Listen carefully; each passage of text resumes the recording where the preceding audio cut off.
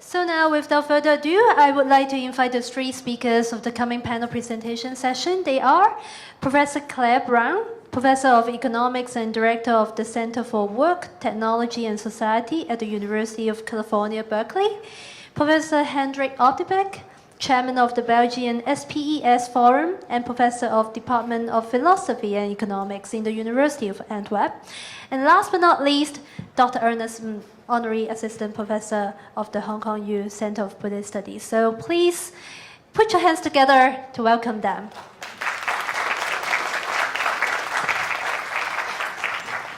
Good evening, everyone. Have been too long, but hopefully it's a very fruitful 2 days for every one of us. I definitely need to take this opportunity to thank all the sponsors and our supporting organization and organizer, the wonderful team from the Center of Buddhist Studies, and also our colleagues from around the world to making this conference possible. I would like to ask everyone to give a big hand to all the speakers, panelists, and also to you all. It's not easy to sacrifice the trade-off, the cost, to spend a very valuable rest day on Saturday and on Sunday to join these wonderful occasions. But I think it's very meaningful. I think one of the reasons why we want to have this closing panel is to try to bring everything back together. We have some parallel sessions, we have some sessions where I think some of you probably still haven't get a chance to join, but if we can bring some of the key thoughts and some of the key reflections in this closing panel, I think that would be a wonderful idea. And also, on top of that, also we want to hear your thoughts as well. So I think the format of this final panel is I would like to invite our professors to, and also I will try to contribute as much as I could to give us some kind of feedbacks and maybe some reflections, and also probably some of the key takeaways from the sessions that they have. And I think more importantly is, as the title of this panel sessions have talked about, how we want to move forward, the what next question. Because I think in addition to the scholars and the professional community, I think we are all part of the process, and we are all part of the community that could make a difference. Without further ado, maybe I could first invite Hendrik, Professor Opdebeeck, to share some of your thoughts. You have your slides up, and then I will invite Claire to add afterward. Thanks a lot. Thank you, Ernest. Perhaps it's the best way that I start there. And I had some slides to help to summarize my impressions of this incredible, interesting conference.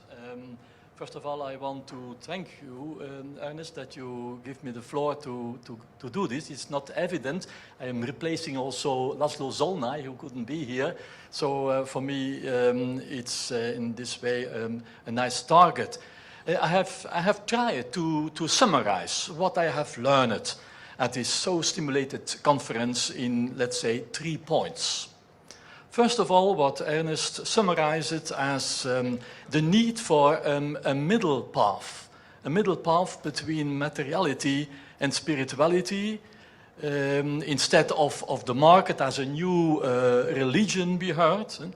So a middle path, or in more general economic terms, a middle path between gross domestic product or gross national product versus the G&H vision.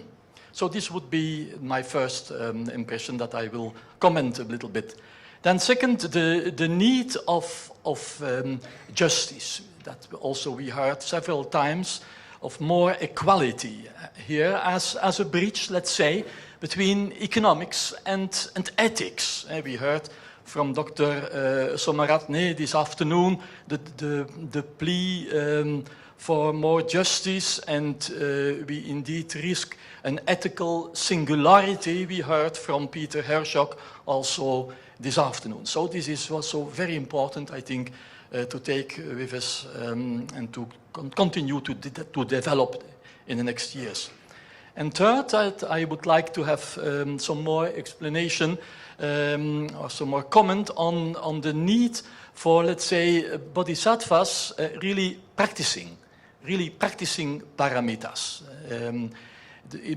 So in the line of the very interesting keynote, the last one this afternoon, I summarize it then, my conclusions with the title, The Challenge of a Buddhist Economy Beyond Frontiers. First of all, gross national product versus gross national happiness, the bridge we need, what we heard also from Ernest. For me, it's clear that all the speakers at this conference applaud an economy that effectively focuses on the happiness of its people instead of just trying to turn $1 into $2, the primary measure of a gross national product. Less is more, Knut Im summarized it. Instead of more is better, as we heard this morning from Clair Brown. I think there's a mistake here with the slide. I'm sorry about that. So this is like this. Yeah.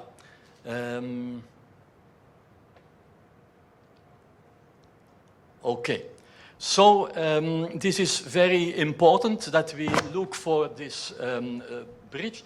And we heard about the outline of a sustainable economy that begins to emerge. We heard from Charles Leaf yesterday already, a new integrated economy is emerging, with, among other features, a work environment where constructive cooperation becomes possible, alongside competition.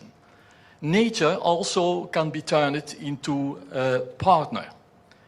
The reduction of the economic inequality between people becomes a possibility. We see how the idea of gross national product, of gross national happiness has been evolving since 1973 into a real economic theory and making its way to other countries. And now it has even been affirmed as a fundamental human goal by the United Nations. Secondly, we heard the question of justice becomes very important. Jet Emerson said. Also, Geber Kovacs yesterday with Laszlo Zolnay insisted on this. I quote, the importance of distributing wealth. And also Venerable Jing Yin said this is very important that we have justice in mind. So this leads us to the necessary bridge of justice between the economy and ethics. The philosophy of economics deals with the ethical aspects of the economy. The opposition between gross domestic product and gross national happiness can be traced back to, in fact, the first philosopher of economics, Aristotle, who already addressed these questions in the 4th century before Christ. He talked about the distinction between kermatistics, that is the art of getting rich, with all the consequences involved, and oikonomia, the art of being responsible for our human household. Why seek this distinction unless it is really to search for an equilibrium, we heard by so many speakers. It means an equilibrium between an economy in which the primary stress is on growth and GNP, and an economy in which eudaimonia, the contented state of being happy, healthy and prosperous, summarized in GNAs, prevails. During the same period as Aristotle, Buddhist philosophy also sought to bridge this gap between these two aspirations. On the one hand, the desire for liberation from anxious suffering, and on the other, the human quest for a happy life. Could the suffering, our need for food, clothing, shelter, we heard it also this afternoon, from which the economy originates, but which it also aggravates, think at inequality, pollution of the environment, could this suffering be corrected through ethics that aspire to preserve human happiness? That's the big question. And since Aristotle, the central ethical concept of the economy we need turns out to be that of justice. Many times we heard it at the conference, the need of justice. But when we make justice concrete in our current world, in our world today, then it is not for nothing to look again to the concept of gross national happiness, where Buddhism accords a central place to responsibility. Responsibility as compassion for one's fellow man and with nature. Every human being in society is as valuable as any other. And this means that precisely through compassion, we also rediscovered at this conference the importance of more equality in our society. Compassion demands for more equality or invites us to involve more equality in society. Compassion starts from the desirability of more equality and acts accordingly. According to Clair Brown, but also according to the US philosopher Nussbaum, Aristotle's eudaimonia, the happy existence of man and environment, can only be assured through sufficient equality. Very important. This happens concretely by taking all potential human capacities into account. In this process, rational choice, as Richard Payne explained it yesterday morning, as well as reasonable elements like relations, creativity, emotions, are involved. A happy life doesn't just ensure material goods such as food, drink, and protection, but also non-material goods such as culture, friendship, and love, in at least equal measure. Again, the balance so many speakers insisted on. And then we come to our last element, and then I conclude my summary. The Bodhisattva developing paramitas, or the wisdom we need since the actual age, as Jet Emerson said yesterday. A remarkable aspect of Buddhism is the fact that its way of dealing with suffering is strongly comparable with Western philosophies of responsibility. The essence that this comes down to is taking responsibility through compassion. When someone lives his life according to this ideal, then in Buddhist terms, he or she is a bodhisattva. Hence, a responsible company manager is a bodhisattva. In the West, we might call such a responsible manager spiritually inspired. Compare this with the mission statement of many companies that were mentioned at this conference. It is important to mention that several times at this conference we heard that the Buddhist discussion of responsibility as compassion goes beyond the concept of sustainability that has become mainstream in the meantime. Sustainability in the business world is often nothing more than window dressing, according to which you only do something out of ethical considerations for employees, the developing world, or the environment, if it eventually generates benefits for you. We can understand this better, we learned, by referring to the Mahayana, the great vehicle tradition in Buddhism. Starting from the Mahayana, you are above all focused on the interest of everybody, inclusive nature. But isn't there a need for a bridge today between the Mahayana and the Theravada tradition? We heard this afternoon from Justin Whittaker. Very important element, I think.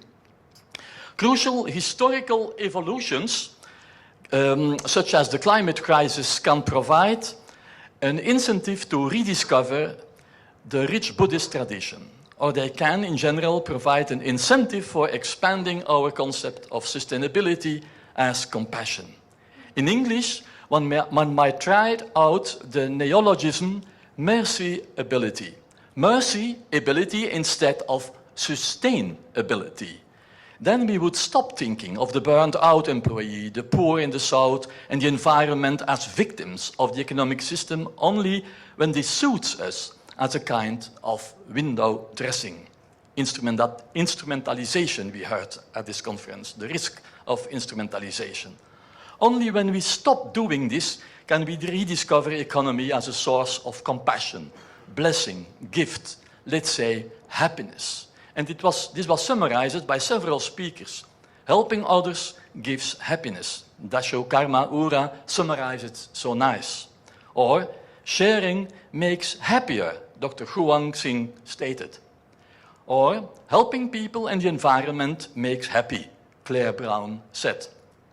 Therefore, it is indeed important to realize how, starting from Buddhism, compassion of an entrepreneur is concretely developed through paramitas, virtues such as wisdom, discipline, diligence, patience, generosity, and not least, meditative concentration.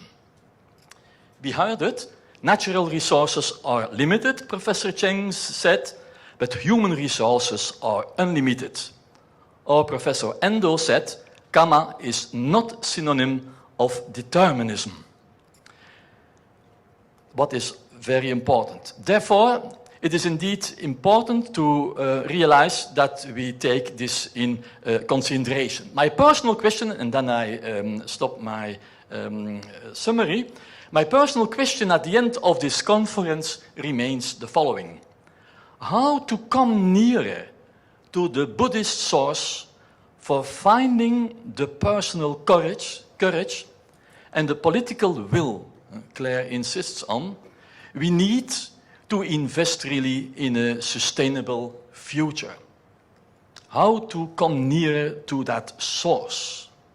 We need a new mindset, Georgios Halkias said. Is it most of all meditation? In daily practice? To exercise oneself in less is more? Peter Hershock summarized it as such. Today the great target is the colonization of consciousness. Or to end with the title of the last book of Ernest Friedrich Schumacher, on which I worked out my PhD, more than ever, our world needs, I quote, a guide for the perplexed. Or with Schumacher's last words on television, a few days before his death in September 1977, I quote, we are in great danger, but, and then there is some silence in the documentary, but we still have some time. End of quotation. Let this hope, Latin spes, be one of the last words of this conference. I thank you for your attention. Thanks a lot, Professor. May I invite Professor Clair Brown? Hello. Okay. Thank you for your patience. Thank you for remaining, because it's been a long 2 days, but for me, it's been an exciting 2 days. One thing I love about being a professor is that I learned so much. And so if we didn't bring together these extraordinarily educated people into this room, which is all of you, and people who are well-meaning and care about each other and the earth, and if we didn't have differences of opinion, then I would worry. Because it's only by expressing differences of opinion and our different viewpoints that together we can actually learn and try, even though we aren't all saying the same thing by any means and will not take the same daily path in our lives, we will be helping in some way. And so that's really important to me, and that's actually the first thing I wanted to say. Here's the positive outlook from this conference. We've seen many approaches, a spiritual life. Hey, I know that Buddhist scholars really want to have us start with the text and stay with the text. And economists don't do that. It's like we couldn't possibly, we don't have enough knowledge. It's just like we want to tell you, and I tell this to even my husband and my kids all the time, no, you got the economics wrong. Let me explain it to you. And it's like they just really do want to leave the room then, because that's what I do, that's what I know. And so each of us are deeply knowledgeable in a way that's really important, and it's what we bring to the table and to the group discussion. And so I really want to say thank you. Thank you for bringing your interpretation of the Buddhist text. Thank you for bringing Buddhist ethics. Thank you for bringing a philosophical understanding of the world. I don't know any of those. I know economics, so that's what I bring. I also know I didn't used to be political. I actually didn't get political until 5 years ago, when it became so obvious to me that my grandkids were not going to have an inhabitable planet if we didn't take action. And so it was my time to say, you know, I'm just not going to be a scholar anymore. I'm actually going to be an environmental activist. I'm going to learn everything I can to try and work with people to stop emitting carbon into the air. Carbon dioxide lasts in the air up to 200 years.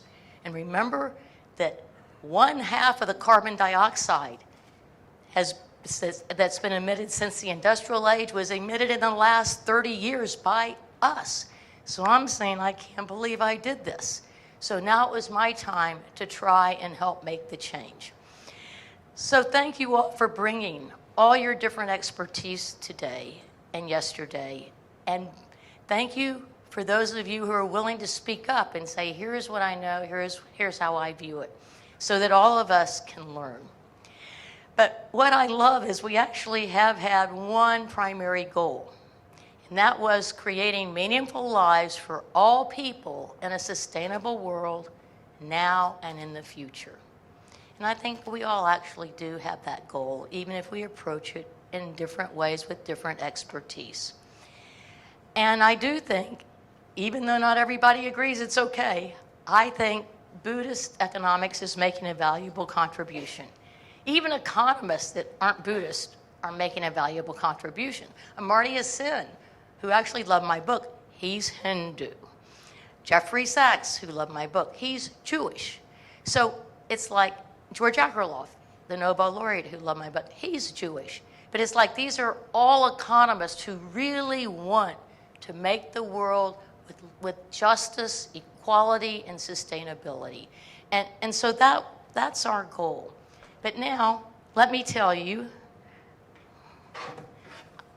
I want to just mention what different speakers have done very, very quickly in terms of their contribution over the last day.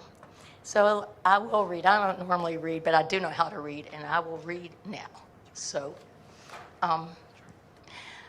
Richard Payne pointed out the problems with the rational choice model, which I totally agree. He showed how mindfulness has always been commodified, which is an interesting way of thinking about it. That helped me. And shows how Buddhist exchange economy can be compatible and harmonized with capitalism. Now, I'm still working on that one. Hendrik Opdebeeck shows us how the economy leads us to utopia or sinks us in dystopia, and explained the importance of Rousseau and understanding the human state. Thank you. I was happy to learn about Rousseau. Newt Ems discusses why less is more, and how a new metaphysics from know-how to know why can be used to create an ethical norm that promotes human life. He also explained the importance of redefining our notion of prosperity, which is one of the things we've been trying to do with Buddhist economics. Daisho Karma Ura wisely points out, because he's really a very, very wise man in so many ways, that market indicators do not tell us how people are experiencing life and how the ways of Buddhist thinking can improve our understanding of economics. Chen Chum Hao shows how the Buddhist Dharma solves all our problems, which I loved. It's like, hey, let's let the Buddhist Dharma solve all our problems, okay. I'm so happy to know that. and it opens the unlimited human resources. Buddhists see how problems lead to solutions to results and how new traditions keep emerging. The old Buddha Dharma dealt little with ecology. Hey, it wasn't an issue. Yet today, Buddha Dharma can be used to help us find solutions to the problem. So thank you. Thank you for letting us know that. Gabor Kovacs, who with his co-author Laszlo Zolnai, who wasn't here, but Gabor did a great job presenting an excellent overview of Buddhist economics from Schumacher and Peyote to recent books and research. He points out how Western economics is a maximizing framework and Buddhist economics is a minimizing framework. I love that contrast as an economist. We can create mindful markets with mindful consumption, entrepreneurship, and mindful policies to achieve prosperity, justice, and sustainability, he claims, and I agree. Ernest shows us how spirituality and Buddhist economics can transform markets and reform free market capitalism into an economy that works for all people and protects the environment. Yet he reminds us that some of the most important parts of our lives are immeasurable and cannot be delivered by the marketplace, which I think, of course, we all agree with. G.A. Somarante. I'm very bad on names. Can you tell? Yeah, you can tell. But part of it's because I have a tonal deafness. I can't distinguish halftones, and so it's very hard for me to recreate sounds. So thank you for letting me say your name incorrectly. I'm very sorry, but you can always correct me. I love learning how to say it, but I need help. I need more than one go. He points out that the Buddhist texts that instruct an ethical way of living daily life for both individuals and government, which I thought was just terrific because he really went back to the text. And I thought, hey, you know what? This can be used as a guide to the policies to create a Buddhist economy. So those were the ways that I thought some of the speakers really taught me a lot and really helped us get on with the goal of sort of what are we learning? Oh no, I'm not quite finished with this. I'm also short, so I can't get behind a podium. It just does not work. Okay, so here are the challenges. The global climate emergency does not allow us much. Well, did that wake you up? That woke me up. That totally woke me up. But fortunately, I gathered my balance. We don't have much time to make the required cultural and political changes we have to make to stop actually killing the planet for human inhabitants and also for many, many species. We're in the sixth extinction. And so for me, these are my personal challenges. We don't have much time. But also the other personal challenge is Buddhist economics is often dismissed by the media and many researchers as a fringe religious field of study. Now, I really respect the Buddhist scholars who go back to the text and have quite a few quibbles. Actually, a lot of them really hate Buddhist economics and just say, go away. But many of them go back to the text and try and help us understand better how we might create something that includes these Buddhist values. But you know, we have something different to bring. Not the media. The media, and I'm talking about the New York Times, the Wall Street Journal, the Atlantic Magazine, all of them, they literally hate anything that mentions a spiritual life or religion. I mean, I won't tell you how many reporters, we don't do religion. I would say, well, that's too bad. We have a lot to offer. Maybe just think about, do you care about your spiritual life? No. It's like, what? Excuse me. And so actually getting the appropriate attention that Buddhist values can add to the economic discussion has been extraordinarily difficult for me. Like, they truly want us to go away. And right now, I think the world needs Buddhist economics more than one can possibly imagine, given the crisis we're having. So personally, I get challenged all the time, but that's okay. I'm a professor, so it's like I have a tough back, because I'm used to people challenging. It's just I like for people to challenge me with research and knowledge and education and sharing what they know at a deep level. I don't like somebody from the media just saying, we don't do religion. It's like, what? You're supposed to be reporters. So that's my personal challenge. And by the way, this is just to remind you, but I'll skip on because, this is what I wanted to talk about. How to make Buddhist economics more relevant to a broader audience. And, I mentioned, ask what makes life more meaningful, what creates well-being for people on the planet, and talk to people in that way. But what really helps is to reach out to many groups. Spiritual groups, business groups, environmental groups, political groups. That's really what we need to do to engage a lot of people in a discussion about the climate emergency. And so let me just mention some speakers at the last couple of days that have helped me think about how to reach out to a broader audience. Because we clearly are not just speaking to Buddhists, and certainly we're not just speaking to economists. I mean, if you gathered all the Buddhists and all the economists in one room, you could probably fit them all in here from a whole world. I mean, there are just not that many Buddhists or economists, even if we all have a role to play. So Chuck Leaf of Naropa University pointed out that Buddhism can become commercialized or secular, and to collect mindfulness to Buddhism.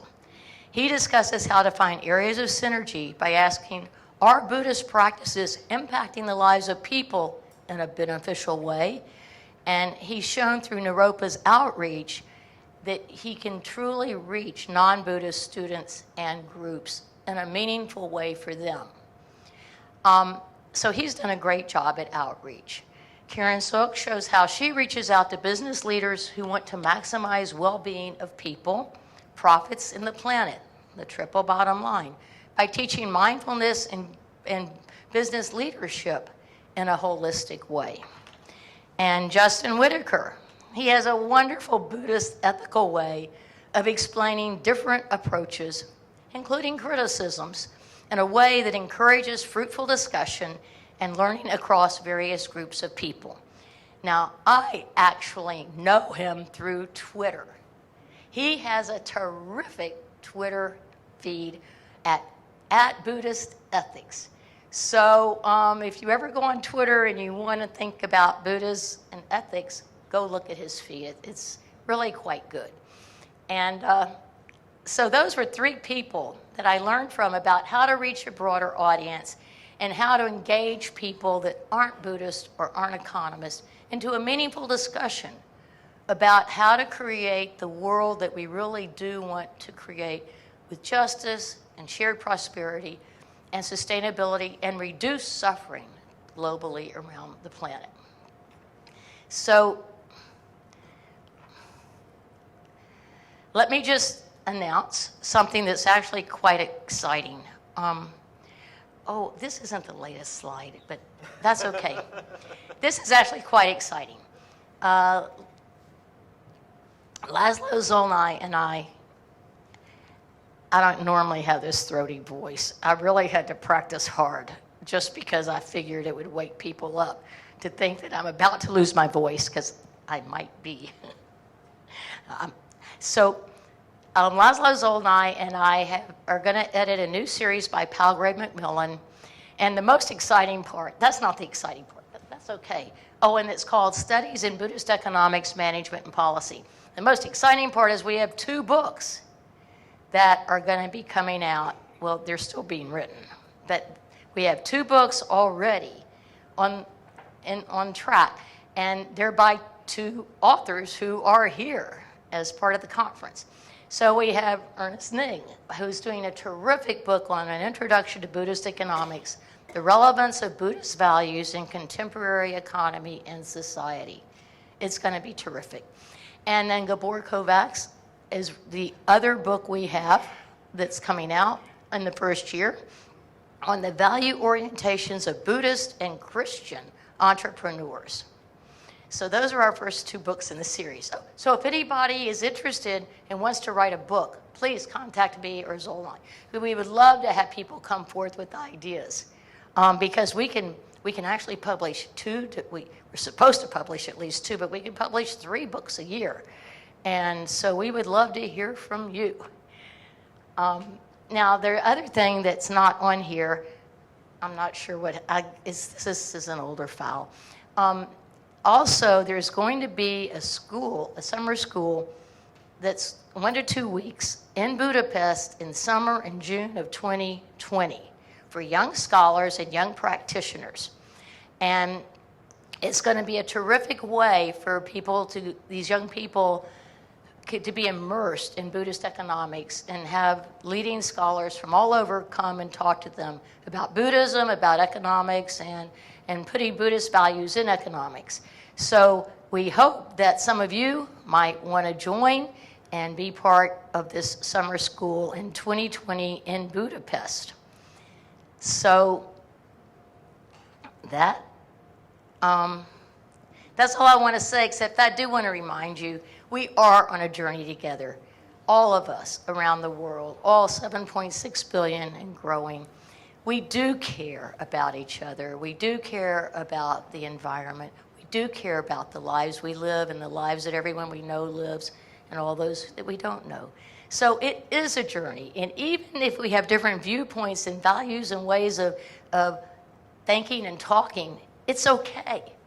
It's okay because we're all in this together. We all have something to contribute. And I am so happy to have been part of the last 2 days with you. Thank you. Thank you. Yeah, thanks a lot.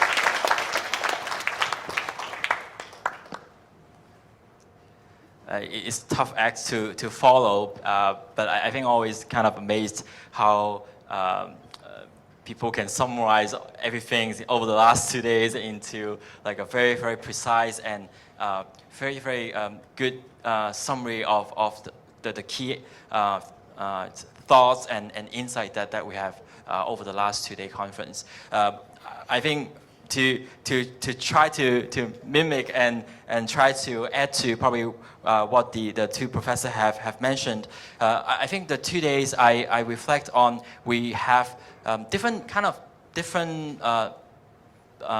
areas or aspects of focus. Like it's very challenging, I would say, risky. I would also say sometimes to put things in a silo, but I would say we have good coverage on the sectoral, doctrinal, or the textual studies relating to Buddhist values and economics. We also have very wonderful philosophical and metaphysical discussions, talking about like spirituality, materiality, and also different kind of aspects of the more qualitative discussions.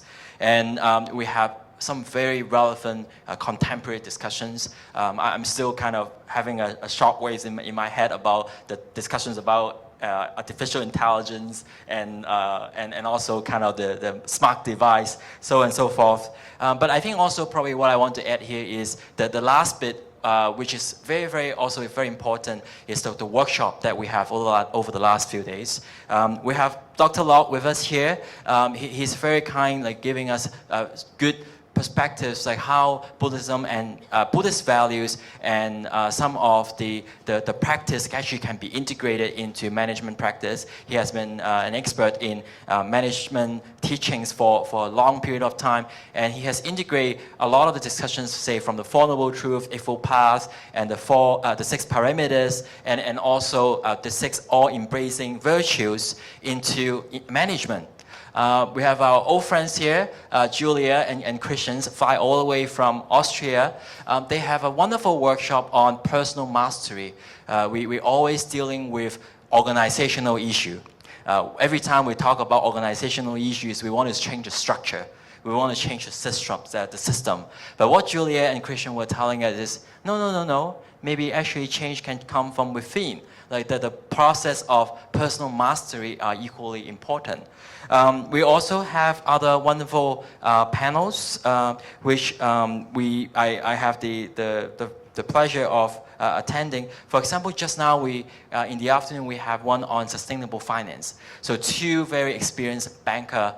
They are not arrogant at all. They are very, very humble and they're very wise.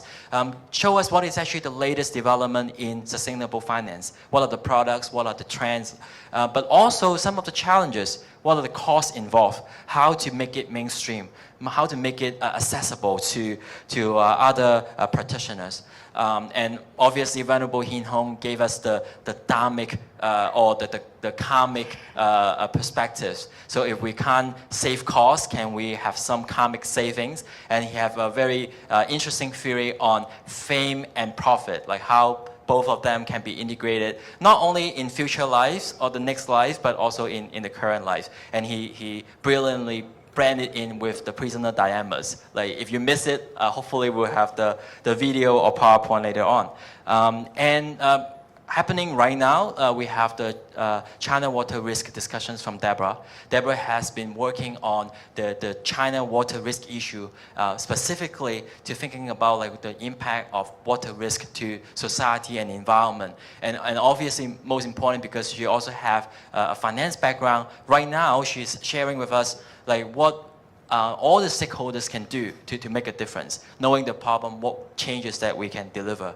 Obviously, hopefully you can still remember, yesterday we have a wonderful sessions on impact investing. Jed and Annie share with us their struggle, their journey, but we could celebrate the struggle.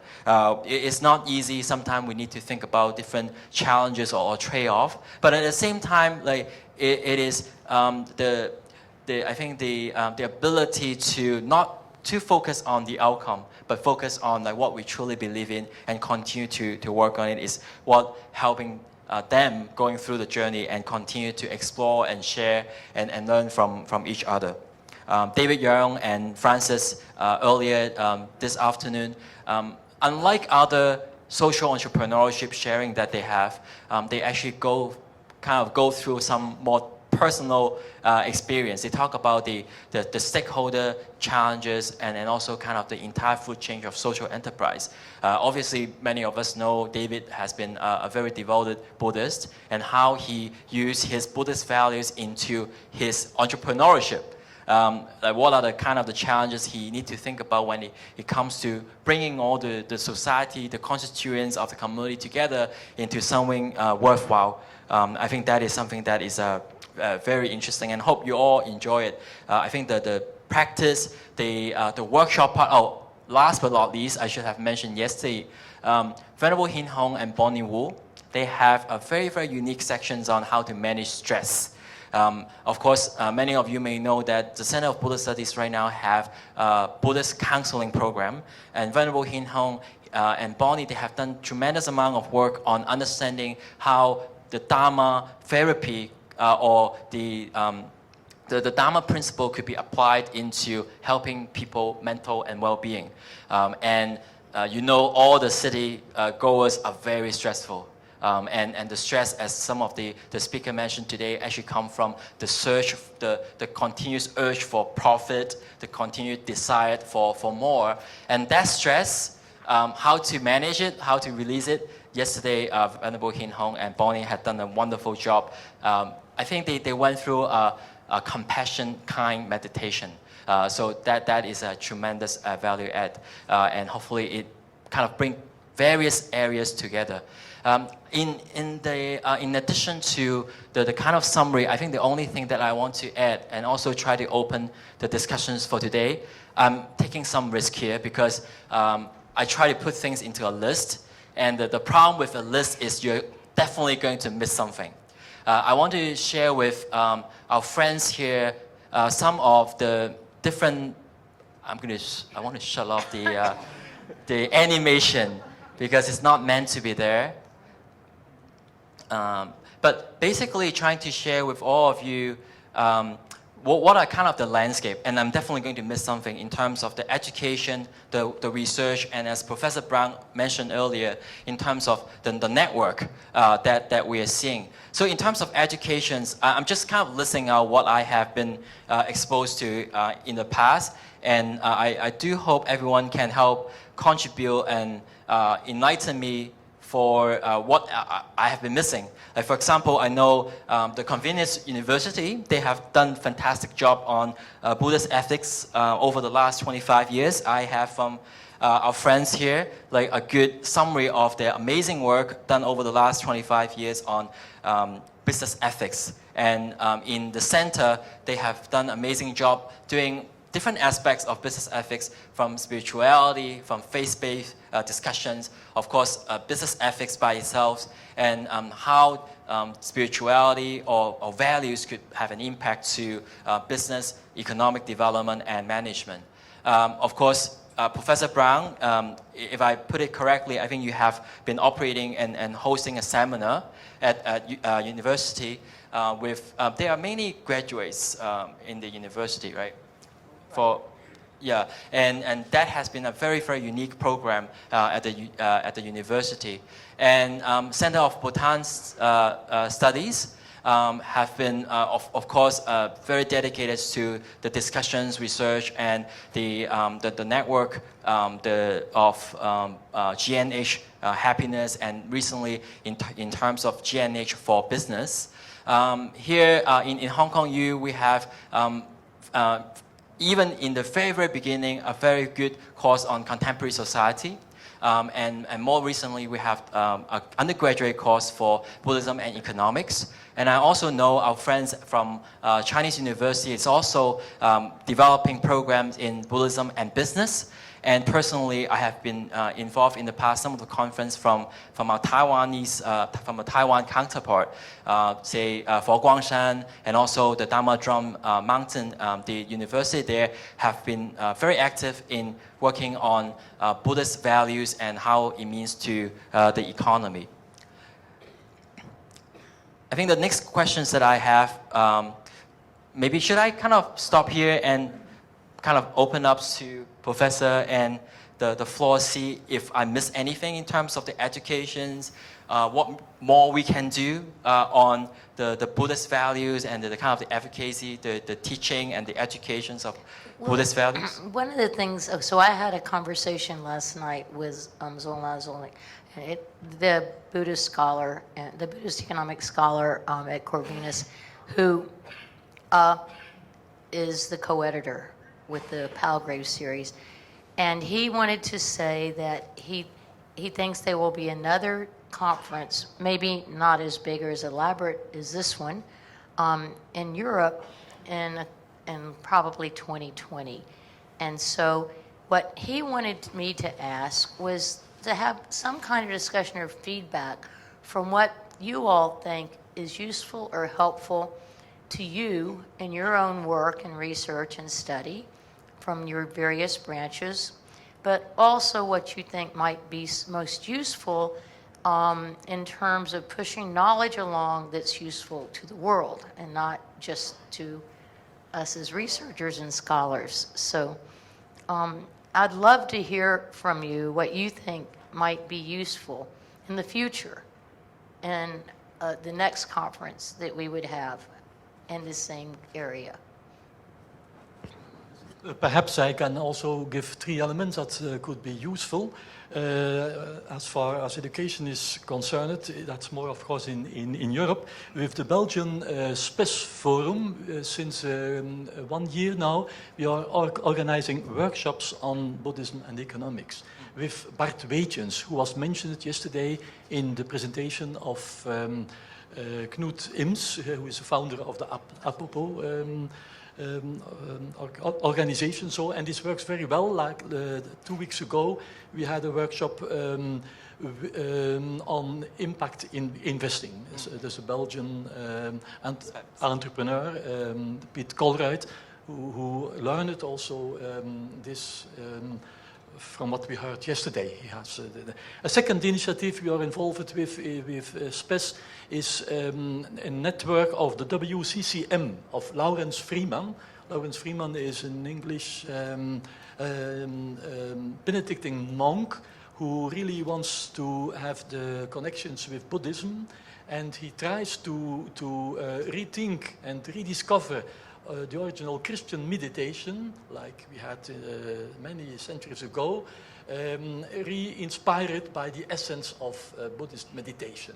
And for instance, they are starting up now a new center in France, where from June onwards now, in France, on every 2 months there will be sessions on this. So I really think this could be also a center where all possible initiatives of our elements of our network here could join, and they would be very grateful to that. And then a last element that personally I think is very important, that more and more we see that even on the level of primary school and even lower, the importance of learning meditation to little children.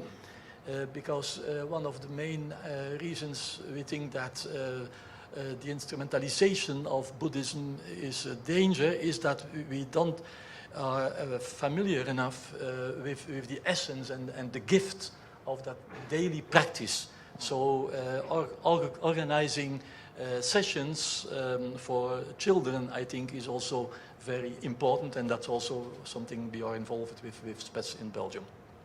Thank you, Professor. I think probably on that note, right, I think what is actually important in terms of the practice, and Claire, earlier you mentioned probably we would like to get some feedbacks from the audience, like what is useful to you in terms of educations and what is useful to your discipline or your aspects.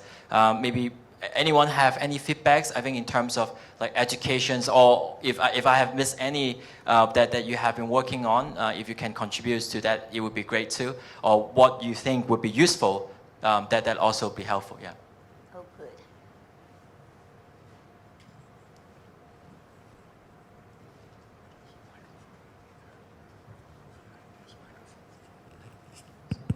All right, thank you very much. I was thinking one thing that might be helpful is engaging with Buddhist groups, Tibetan lamas, ajahns, others, to get their kind of buy-in and feedback on these ideas in Buddhist economics. I think we've heard that there's a lot of positive response from other economists, scholars, and others, but I think to see monasteries using your book in their curriculum and things like that would be wonderful. Thank you. Yeah, I would like to do more of that in the U.S. Let me tell you, I wanted to find out what lamas might think in India. So I went to Dharamsala, but before I went to Dharamsala, actually I went to the International Institute of Nyingma Studies, which is run by Tarkan Tulku's daughter, who's a really brilliant, wonderful educator. And I said, and she had 20 lamas there studying English, but also whatever topics that they thought would be useful that they could learn to incorporate into their Dharma talks with their monasteries.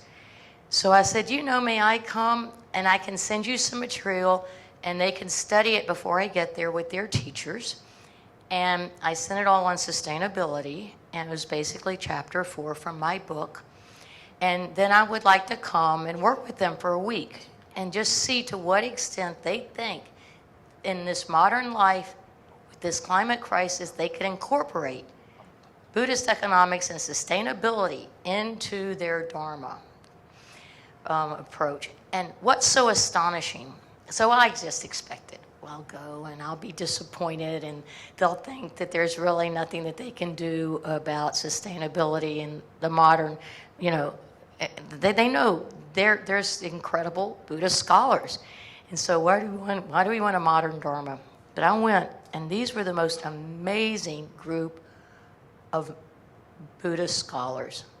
They were learned, they were all ages, they had different abilities in English, but they all had deep knowledge of their Buddhist traditions and background. They were all Tibetan, but they said, this is exactly what we want to be learning. This is a modern crisis. It's what we need in India. We are dying from the pollution. We have to do something, and our communities and our monasteries really want us to figure out how to incorporate it in the Dharma. Well, this made me the happiest economist in the world, and certainly the happiest Buddhist economist. So we did, and they set up a debate, because Tibetans learn by debating. We spent an entire day doing a debate, and everyone participated, and I was the judge. And fortunately, one team, the Dharma can't help us at all. I mean, sustainability, forget that.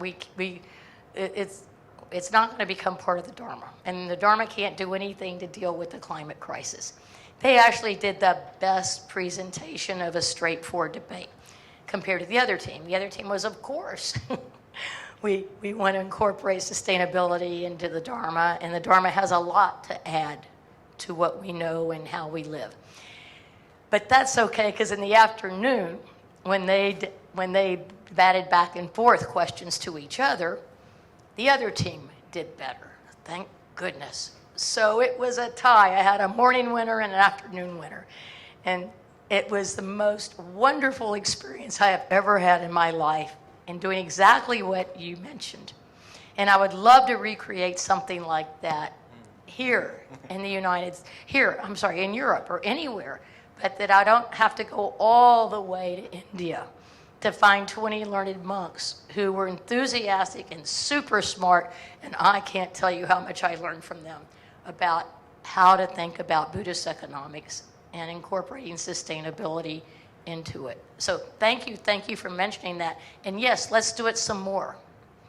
Perhaps I would also thank you for this good advice. In Belgium, a couple of years ago, Cistercian monks, Christian monks in abbeys, invited Buddhist monks from Japan and other countries. And now there is a network of monks in Belgium who discovered the essence of Buddhism and organize now in their Christian abbeys sessions for business people to learn the essence of Buddhism for business. In fact, like in Orval in the south of Belgium, this is a new practice. Some weeks ago there was a session. So in fact, I think this is very important to see how Buddhism also in other cultures, like it has always been, finds links, finds connections.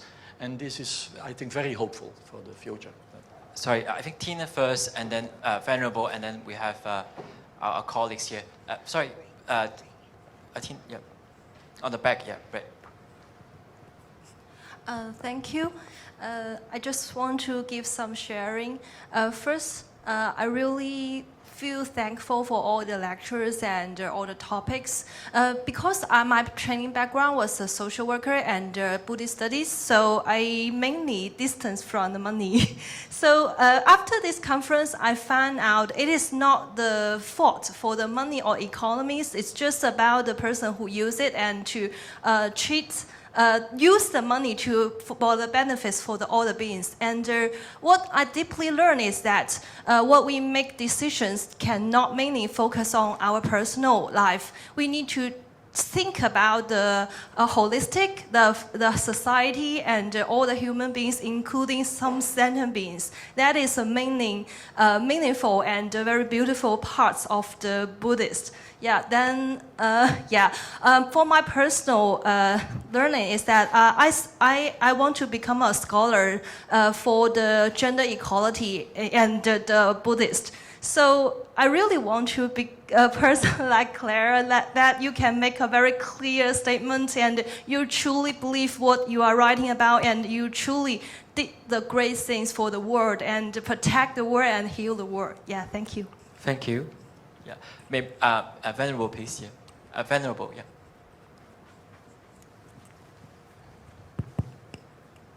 Yes, just to add to the education part, I guess that we are missing in this whole conference is another concept of Buddhist economy, which was introduced by the late King of Thailand on SEP. Sufficiency economy, yes. Yes, absolutely. The SEP, the sufficiency economic philosophy, in a way we can see how it works, how it really implies in the people's life, and it is not only in sense of a theoretical basis, but it is a kind of a policy which is actually applied by the government of Thailand itself.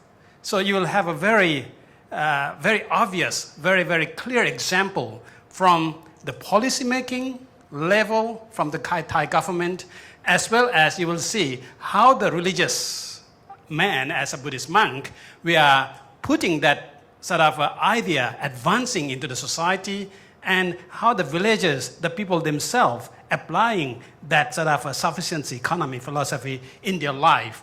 And the real result of that is that it is a Buddhist economy, it is a happiness, it is a peace, and of course it's a prosperity. I think that's sort of one of things I would like to add. But again, in terms of educations, I think we miss one point in our conversation here, is that the whole idea of a sustainability itself. Because in many languages, when we talk about sustainability, it is a very oxymoron. For example, sustainable development. And when we say the sustainable development, development is changing. But when we translate the sustainable, it means that it's stable. So it's always have a very peculiar sort of oxymoron nature in this word. But when we talk about Buddhism, when we talk from the Buddhist perspective, and then go a little bit back with the etymology, the word sustainable is a very wise word. Because sustainable or sustain in Italy, in sort of the Latin word, it is a sus is a prefix, which means from below, and the word tenere, which means sort of hold, and happen to be the same word etymologically is the same word of the dharma, because the dharma or dhamma, it is etymologically Pali is from dr, which is the same tenere, and as well as it means that it's upholding. So basically, the word sustainable is the Dhamma chakra. And then it is the very teachings the Buddha gave on his first sermon. And that first sermon, it is a sort of a foundation of what we are talking about, Buddhist economy or sustainability. Thank you. Thank you so much. So let me just say that what I heard you say is that an excellent thing to include in a conference, in our next conference, is like examples of Buddhist economics in action, like in Thailand. We would learn so much from learning about how that was being done and learning just more about it, because it sounds like a wonderful way to learn from an example that's been going on. So thank you. Yes, and perhaps also I think you are totally right that the risk of the term sustainability reaches also the world problem that society more and more doesn't accept our finitude. The person of finitude, we all will come to the end, like we heard yesterday in the presentation of Ed, but also the finitude of the planet. One day there is an end at the planet. So perhaps behind this we have the whole philosophy of transhumanism that is explained by Harari, that in essence the technology, how it is evolving now, as we heard also this afternoon, is an expression of a culture, a human culture that doesn't accept finitude, that looks for all different ways to make it possible that we will never die. So this is, in fact, perhaps a similarity with this term of sustainability. So I'm very grateful, for this remark you are making now. I think it touches at the essence of our problems of culture worldwide. Thank you very much. How many people do we have that want to speak? I was thinking maybe I would take like one or two for this segment, and then like we can move on another topic. Yeah, but just sorry, very quickly. Thanks, Venerables, for joining the conference because as I mentioned, the risk of putting a list together is that you miss something, but at the same time, make sure that we have everything together. If I remember correctly, Buddhist economics international forums have also been happening in the Southeast Asia. Is this like the 5th or the 6th years or the 6th terms? So there is a big community of scholars, practitioners, and also monastic members who have been involved in the discussions of Buddhist economics. And I'm glad to also report in our class, we talk about sufficiency economy. So thanks for joining us. I think before you, maybe I would want to have our colleagues here have some comments here. I have a question for Professor Clair Brown, but it's not related to Buddhist economy in education.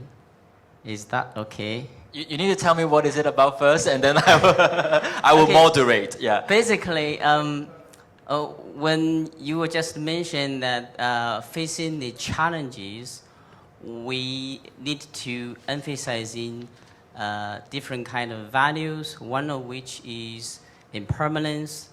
Actually, this concept reminded me of something Ian Harris wrote in a context in which everybody is very excited talking about how Buddhism is helpful for environment.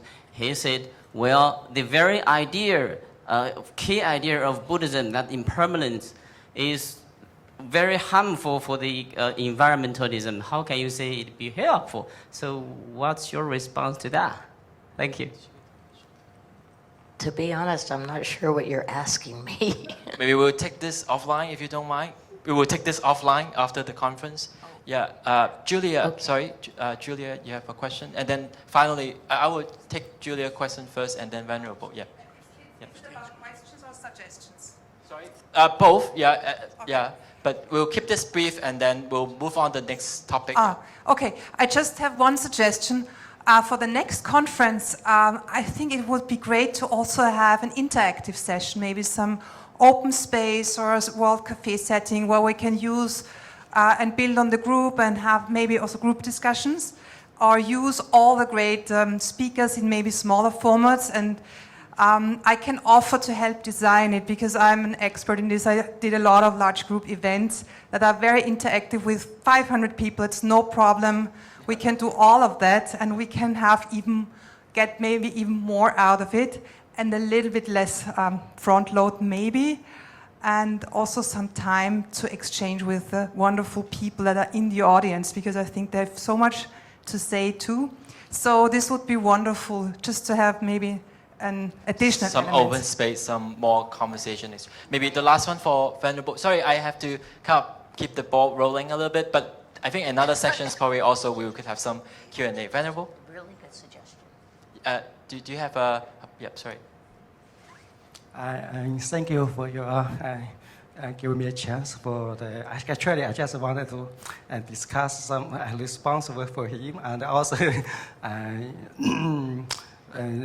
before we say the permanence in Buddhism, normally say the permanence this means it is no self, it's a suffering.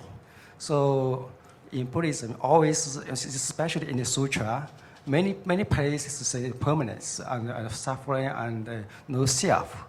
But just a few days ago, I gave a lecture in some place. Actually, it's in negative sense. Normally, we misunderstand that it's impermanence.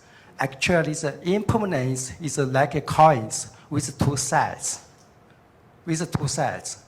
When we look, when we see this term in positive sense, it means impermanence is very useful. It's leading to the happiness. It's leading to the become the Buddha. Otherwise, all of us like a stone. You never develop your knowledge. You never develop your Buddha nature. You never develop your wisdom. So when we say everything is impermanent, we have to understand this. We can, in positive sense, we can develop ourselves. Otherwise, we will become sad or suffering, no self. problems. Thank you. So I like to Thank you, Venerable.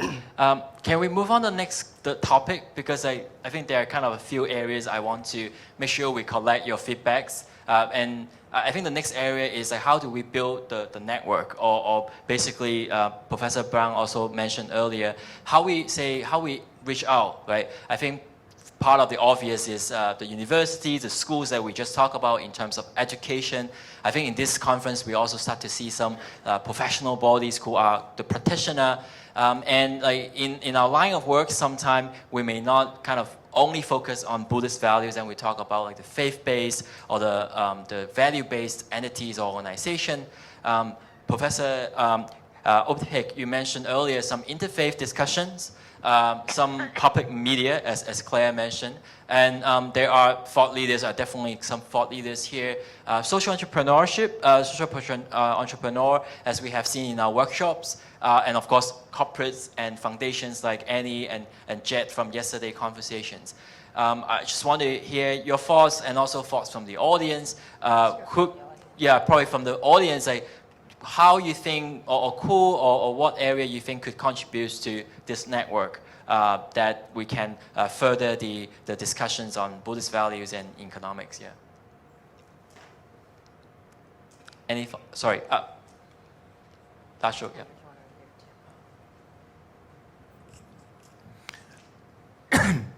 Just to keep the continuity, I wonder if it is helpful for me to mention this to the community here. Sometimes at the end of September or early October this year, a date is not yet decided. The Center for Bhutanese Studies has already decided to convene a conference on values East and West, with the idea of discovering what is overlapping and what is conflictual, or what is the difference. I see the discussion here being continued in Thimphu, and therefore I like to bring to your kind attention your possibility of booking to come to Bhutan. It's not very far away. Thank you, Dasho. Thank you so much. I would personally be very thrilled because as many of you know that going to Bhutan need visa. And if you're going for conference, then you'll be have a higher chance of getting to Bhutan. And also they have wonderful friends in the scholar community. I've been there for twice for international conference. It has been a wonderful experience. This lady over there, yeah. I don't need a microphone. I was a cheerleader in the 9th grade and it stayed with me, but probably. Please use, yeah. I feel like I'm yelling. Yeah. Is this on?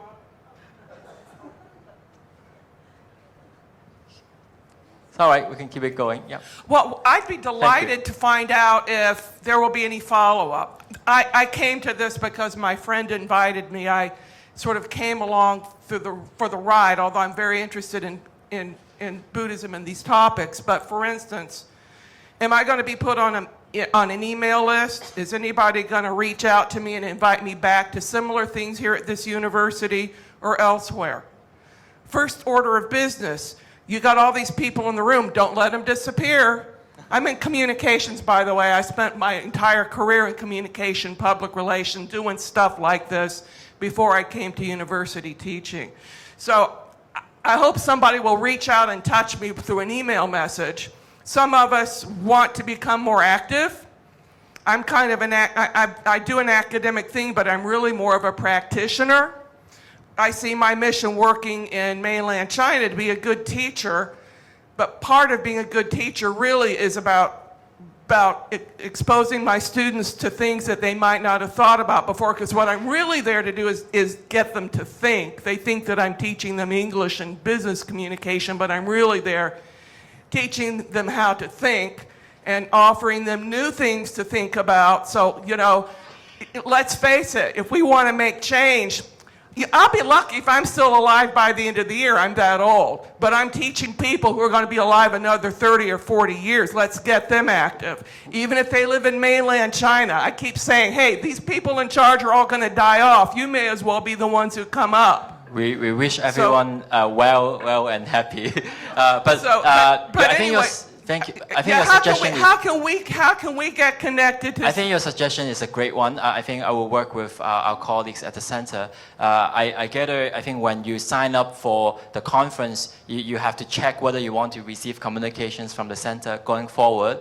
But I think in terms of whether we build like a smaller group of emails for this related subjects, I will discuss with our colleagues and see how to follow up. And of course, Hong Kong is very strict about personal data, so we will seek your permissions to add to the distribution list. Any questions? Thanks for your comments, by the way. Yeah, over there. And then I will take, okay. Yeah, and then I will take your last, yeah. Okay. Firstly, thank you so much for the organizers to make this conference happen. And my question is about public education and public engagement. I would like to hear your view on what should we do, or what strategy should we take in terms of getting a better public reception about instilling Buddhist value in economics and all the stuff about Buddhist economics, to bring it in the public circle or to engage with the media. And one suggestion about media, and as Professor Brown said, maybe the New York Times or whatever, they don't like to talk about religions, but it is now the age of social media. So maybe we can use and not rely on the traditional public media to spread the message. Instead, maybe a podcast or YouTube channel, etc., may help. It as my suggestion, and would like to hear your view about public education and public engagement. Okay, your questions too? Yeah. Oh, over there, yeah. Oh, it's just talking about the network, because of course the other group that's always engaged is the International Network of Engaged Buddhists, which has its counterpart in a Japanese network of engaged Buddhists. So those are really good platforms for engagement and for networking. And I think also because we do share a lot of the common themes like environment, education, and so forth. Yeah? I think there was a recent conference in Taiwan, right? If I remember well, the next one is coming up in December. At the end of this year, the next INEP conference will be in Korea. Yeah. Thank you. Thank you. Oh, and any additional, probably one last before we, yeah. Thank you. The purpose of my question is just to make sure that the term Buddhist economics is well defined. An expression is called well-defined or unambiguous if its definition assigns it a unique interpretation or value. Since Professor Brown said that if Buddhist economics is not only for Buddhists and not only for economics, then wouldn't the word Buddhist economics be not so well defined? To answer this question and justify for qualifying Buddhist economics really as Buddhist, I think a natural question to ask is, what's the key difference between Buddhist economics and, say, Christian economics and Islamic economics, Sufist economics, Hinduism economics, or pagan economics, etc.?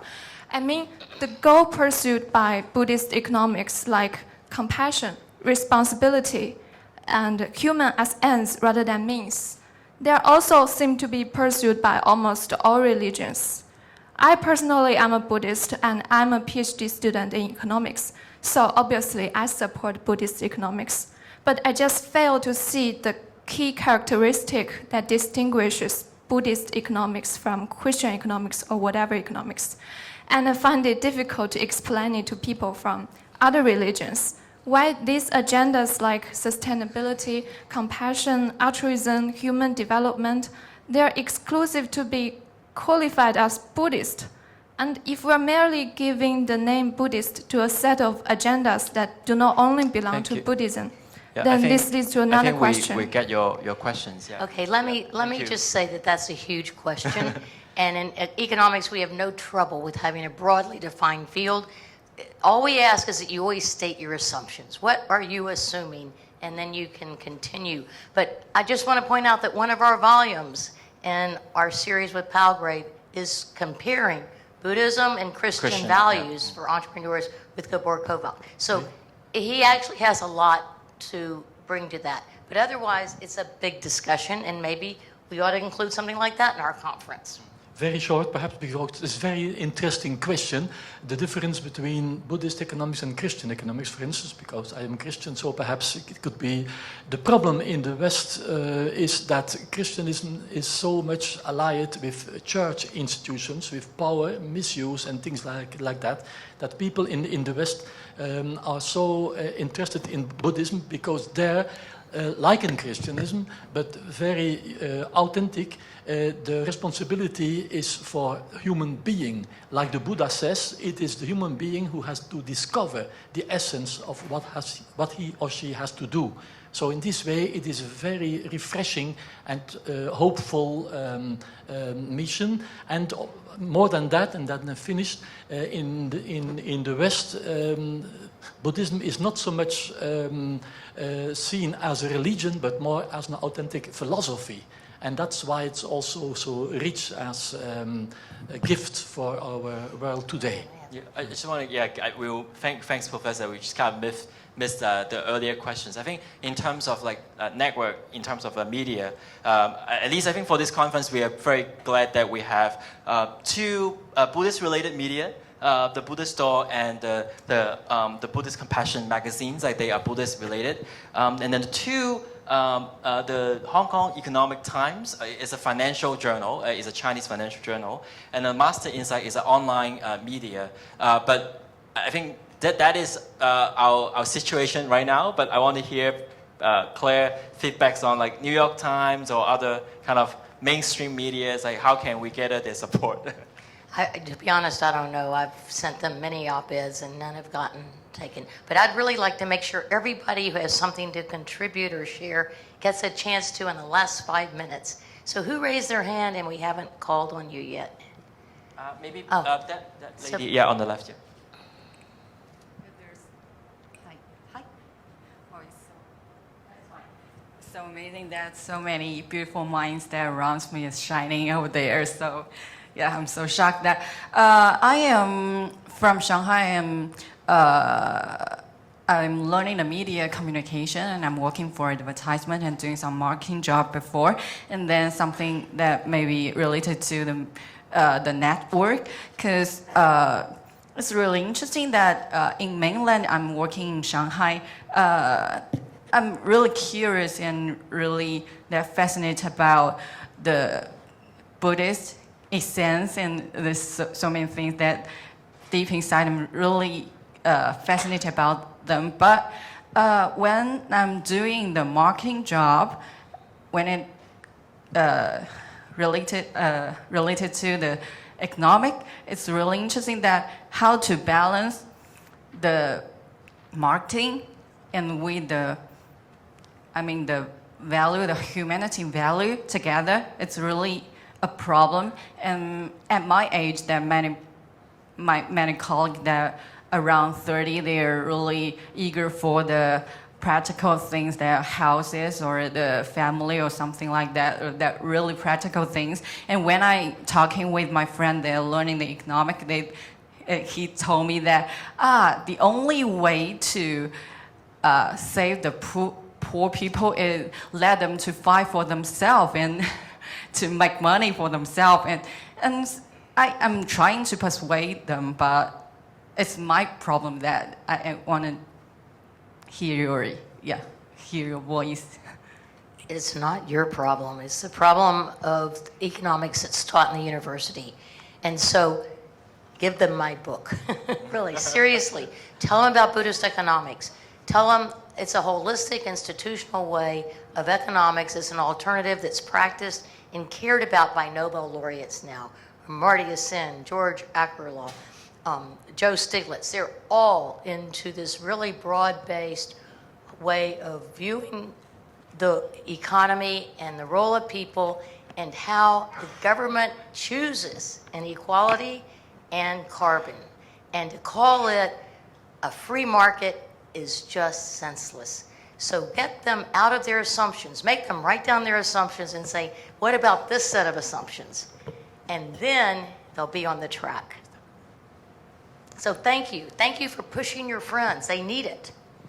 On the last slide, I only just list out the different kind of angle that we are trying to address the research. I think particularly kind of make reference to the SPACs because the publications that they have involved in have different angles, sustainability, environmental. But I don't want to bore you with like my outline. I think I agree with Claire that I think probably we take the last maybe 1 or 2 minutes, see anyone else have any questions, feedback, reflections. I just want to say I think it's important also to get out of the bubble of like-minded people, and I'm really happy that Ernest is coming this summer to Europe to speak at the political symposium, the initiative I'm part of to bring mindfulness to politics in Austria, and he's coming and he will speak there and we will plant the virus outside of this community Germs, for people. not, or seed. The seeds, yeah, the seeds. And yeah, so I'm grateful that you're coming. And I think this will already make a big difference to have people in different settings start speaking and starting the conversation, also in communities that are not affiliated or so.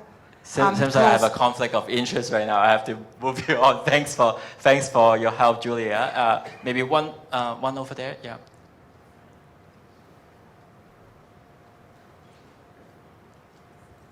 Thank you. I have two practical questions. The first one is, just look at this conference room. There are around like 400 chairs, but only 100 audience here. So I've been to like INET conferences because I graduated from like finance master in Hong Kong University, and I've been to finance conferences. It's like very crowded. So it seems that people are more interested in practical analysis of how to make money, not like how to create the well-being of all the human beings. So the question is how to make more people involved and interested in this topic. Yeah. I find this very interesting, that's why I come. But the question is how to get more people involved in. And the second question is there any follow-ups or, for example, Professor talk about like policy making and Buddhist values. Is there any way to get these policymakers engaged? Or is there any practical way to get them connected? So these two questions. Thank you. Maybe I quickly respond to your organizational issues. Like the conference actually had 500 sign up, but does the center make it an effort to make it open to all for free?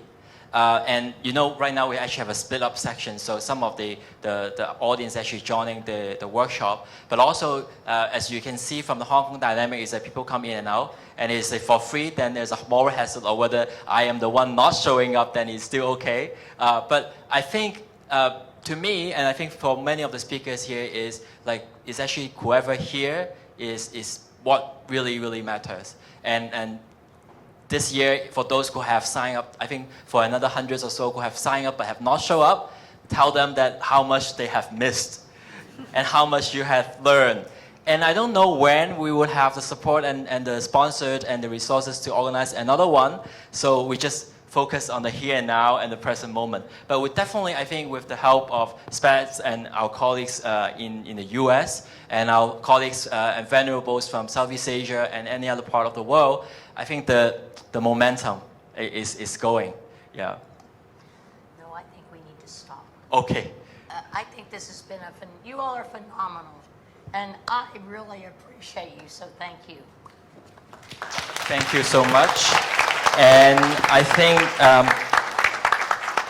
I'm trying to find the quote. I'm sure I want to close this panel with something insightful. I want to quote Professor Brown today's presentations again. She was saying to embrace and practice Buddhist economics, you need courage to change. courage to protect the environment, courage to promote justice, and the courage to live with joy. May you all be well and happy, and even though you don't have the weekend, but you are completely nourished and refreshed and prepare for the work tomorrow. Thank you very much. Thank you very much. I think time is never enough for a wonderful section like this, and we very much hope that through the discussion in these 2 days, we are able to raise the awareness of the importance of really introducing Buddhist values into our community, our economy for a sustainable future. So once again, could we have another big round of applause to our speakers?